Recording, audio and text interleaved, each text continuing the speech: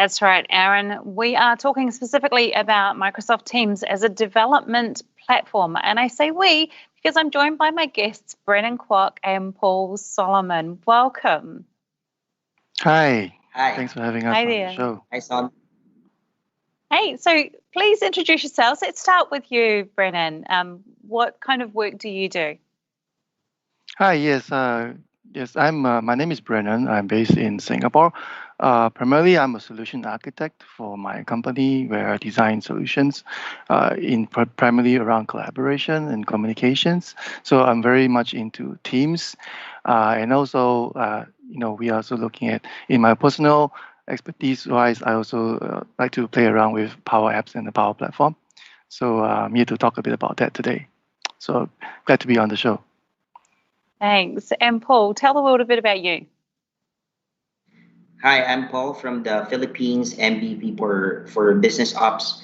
I'm running two companies here, startup companies, startup tech companies. I'm leading the BizUp group here in the Philippines, or the community for citizen developers and pro developers, also focus on Power Platform and Dynamics 365. Great. And we're going to talk a little bit about that in this session. One of the things that's really impressed me about Build is just all of the different topics and how they're applicable to different people in the roles that we do in tech. So I'm an IT pro. Coding is not really my thing, but I keep on hearing about these citizen developers, and the Power Platform is just growing in terms of its usage and what people are doing with it. Brennan, can you educate me? What is this term citizen developer, and what makes you different from what I would traditionally think of as a coding type developer? Yeah, sure, Sonia. And I think the title says it all, right? What Paul mentioned, citizen developers versus pro developers. So I'm not a pro developer. That's not my role in my job. But I can definitely connect with being a citizen developer. And basically that means that with the platform, with the Power Platform, that includes Power Apps, Power BI, Power Automate, and together and recently introduced Power Virtual Agents. Now you don't have to be a pro developer to be able to build powerful and effective applications for your organization, right? And be able to deploy that across different devices and also within Teams itself. So it makes it so easy because it does all of the necessary plumbing and creating of the UI elements for you. So you don't really have to write any code. Right, to build those applications, you just leverage the platform. You can build those, leverage those functions that's in there, and just build it out like you would do a PowerPoint slide. Right, add your controls in, add your data source in, and then you have your app ready to go. Right, so it's so easy, and so that's why we say citizen developers. Right, anyone with a little bit of background in IT can start to build apps that are powerful and yet flexible for the organization. That's great. So just because it's easy doesn't mean that it's less important, does it? Because I know that you can have some huge amount of impact using these tools to create applications. Can you share us a little bit about that? Yeah, absolutely. Yeah, if you read some of the case studies going out, we have school principals that are actually developing apps for their teachers and students, right? So definitely being easy doesn't mean at all being simple, right? It's actually you can build very, very large and effective applications that incorporate business flows. You can integrate it with Power Automate, integrate it with your workflows, and then be able to build an application that involves multiple people, for example, approving. So for those things that need to automate, for example, companies may be using paperwork. They can actually do away with that and move to the digital transformation, right? Embark on a digital transformation and start to leverage the Power Platform. And the best part about this, like I said, you don't need to be a pro developer to do that. And Paul is a pro developer, and he's going to talk more about how these pro developers can even complement together with the citizen developers like myself. Yeah. Look, I love the fact that you mentioned digital transformation, because we hear that word and we tend to think that it's either going to require an army of coders, or if we don't have an in-house development capability, then we're either going to have to hire somebody, outsource some projects, or go and buy off the shelf applications. And it's great to know that there is an opportunity there, especially for people who know the business and know how their business operates, because that to me is one of the key things when you're putting these applications together, right? It's the platform itself can do an incredible number of things, but when you kind of augment that with the knowledge of how a business runs and what those processes are, then you can really see some great impact happening. Have you got anything that you want to screen share with us, Brandon? Yeah, sure. So I've prepared a very simple demo. So I'm going to go ahead and share my screen, right? And hopefully it'll show up in a minute or a couple of seconds. Can everyone see my screen? There we Can go. you guys see my screen? Yeah. Okay, Yep. great.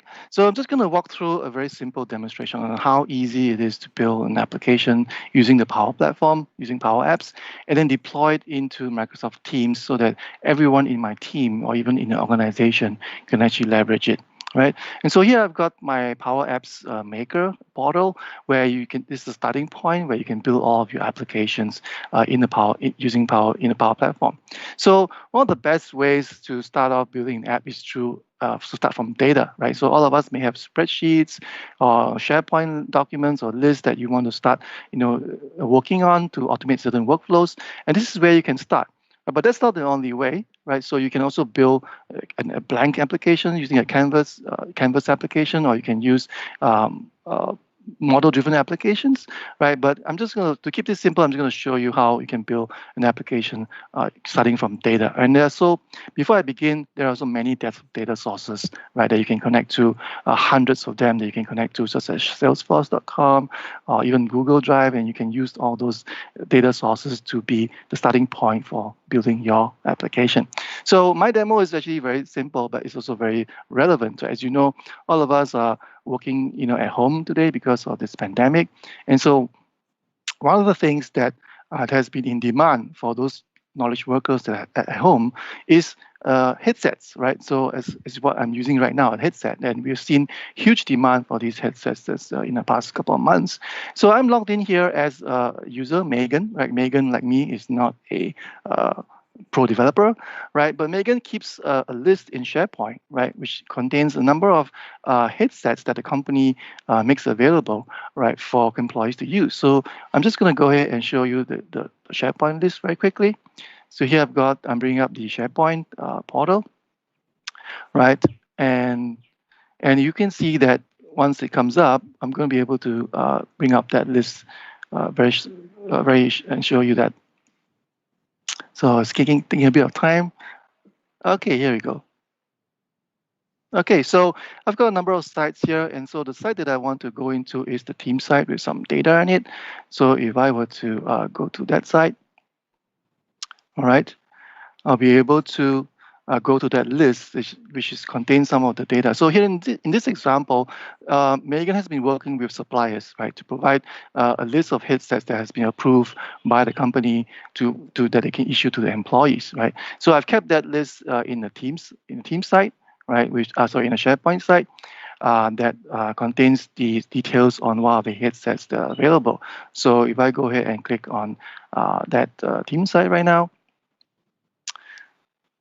So if I click on the headset list, it should bring to me the SharePoint list that shows you the headset, the name of the type of headset that we have, and also the price of it, and also the description, and also a picture, right? So this list could be maintained by the reseller, for example, through and imported in using either Excel file, right? But essentially, I want to build an application based on this list that will allow users to request, right, for those headsets. So I'm going to go ahead, back to Power Apps, and click on the Start from Data, and click on SharePoint. And this will then actually bring me to the next step, which allows me to then choose, right, which particular SharePoint site, right, I want to be connected to. So let me just go ahead and just give it a couple of seconds. Your internet connection is working really hard there and taking our Teams call as well as bringing up those websites. Yeah, definitely. Because when I was doing this, I didn't have this call on, so definitely the bandwidth is lesser. But with this bandwidth right now, so right now I've got the connections, right? So again, I mentioned you can create different types of connections here. I'm just going ahead and choose my SharePoint connection and choose the team site that I want to go into, which contains the list. And immediately it brings me a list of items, right? So here is the list that I want to connect to. And the moment I click connect, watch what happens, right? It's actually going to start to build the application for me, right? Without me having to write a single line of code, right? So it's going to give me a simple application that contains 3 screens. It will have a browse screen and a detail screen and then an edit screen, right? So it's already a functional application that I can use right off the bat, right? So let's let it do its work, right? It's working in the background, and it's actually going to very quickly allow me to then view the application that's being built, right? And allow me to actually preview it and also test around and modify the functions as well.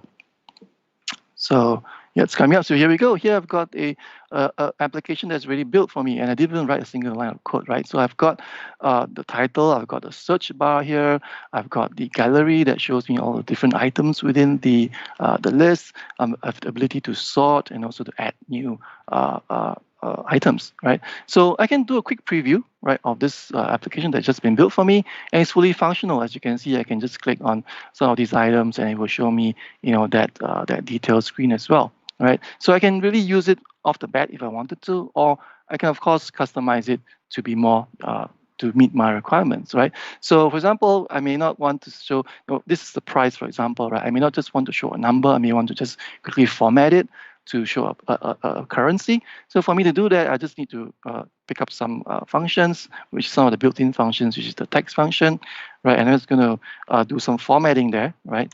And just going to add that in.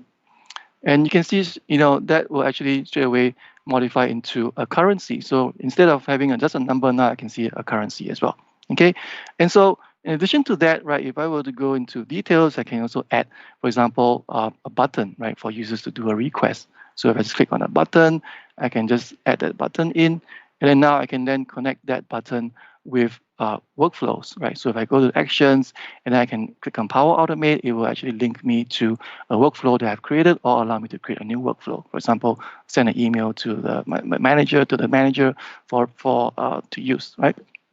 So I'm just gonna, in interest of time, I'm just gonna keep it simple. So I'm just go ahead and save this application, right? I'm just gonna call it, request headsets. Okay. And it's going to be saving into Power Apps. And then now I can start to share this application with anyone that wants to use it, right? So I can click on the share button, and then I can then just choose, different users or share it to the entire organization if I wanted to. And so you've just gone and taken some data in a list and basically fulfilled a business need. You understood the process from a human perspective, and you've literally just written an app that helps manage that process. That's incredible. So I know I'm really short of time, so we may overrun a bit, but I'm just going to quickly show you how you can actually also add this app into Teams, right? So if I go back to my application, right, I can actually go back into the apps, okay? And it will actually allow me to then select the app that I just created, okay? Request headsets. And now let's notice that there is an Add to Teams button, right? If I click on that, it actually allows me to download the application as a zip file, right, and just save it into my in my file. And now I can go back into my team site, whatever team site that I'm in, and able to add this application into my team site as well. So all I need to do, go into applications, right, and then click on upload a custom application over right at the bottom here, okay, and then just choose the file that I just created, right, that I just downloaded, right. By going to downloads. Right, I can see the applications that I just created, this request headsets, and then it will automatically put it into a channel that I desire. So I can just click on to add to a team, and then it straight away goes into the team that I'm a member of, right? Yeah, or I can pick a team that I'm a member of, right? So I just click on this particular one, set up a tab, and that's how easy it is to incorporate and embed an application that I've just built on Power Platform into Microsoft Teams, right? And so if I go back into the teams that I have in there, right now I can see the tab that the So just click on save. I'm just going to hand this over to Paul right after this, okay? So what I'm just showing you is how a user can add it into a particular team that the user is a member of. But if I wanted to deploy it to the whole environment, to the whole organization, I can also ask my Teams administrator to upload it as an organizational application where anyone can actually add it into their teams, right? So that's all I have, right? So I know I've taken quite a lot of time, so I'm going to hand this time over to Paul to talk about his portion. It was so great to see how simple that was, though. And Paul, I want to know, does this mean that our professional developers are out of a job? Like, what's in it for the Power Platform for someone who is used to coding? Yeah, actually, Sonia, there's a lot of tools that the pro developers can really use for us to be able to co-create and co-build with citizen developers using Power Platform. And one good example of a stack that can be used is a combination of Power Automate, which is we do the RPAs and something like that inside the Power Platform. Of course, using Microsoft Teams as our front end to be able to capture user input. And the great one is the adaptive card, which is for pro developers. These three together can really create a synergy between pro and citizen developers. So I recorded a video so you can see how it works. You can literally do this for about 5 minutes. Can we play the video? So as you can see, I'm in the adaptive card site. So there's a link there. Then you will see there are templates there. Then what I'm just going to do is to edit on the adaptive card forms. You can see elements there and something like that. You can add URL and image. And what I'm going to do is to create my flow or a Power Automate flow for me to be able to project this in Microsoft Teams. So I'll connect my flow to a Microsoft Teams action. Then I will pick the team name, of course. So what I'm doing now is I'm gonna announce that there is gonna be a build conference. So after that, I'm gonna run it. So it's now working on the Microsoft Teams. All right, then you can see that I've created a bot that can allow my users to really go to the build side but by just copying the JSON code to my Power Automate. And you can do that for literally 5 minutes. So as a pro developers, you can template the JSON or whatever the citizen developer can consume using adaptive card.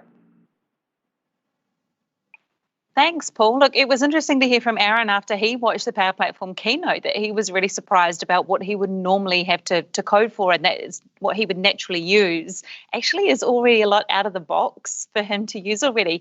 Now, you've inspired me both. If I wanted to go and get started, what do you recommend that I go and have a look at to start learning about the Power Platform?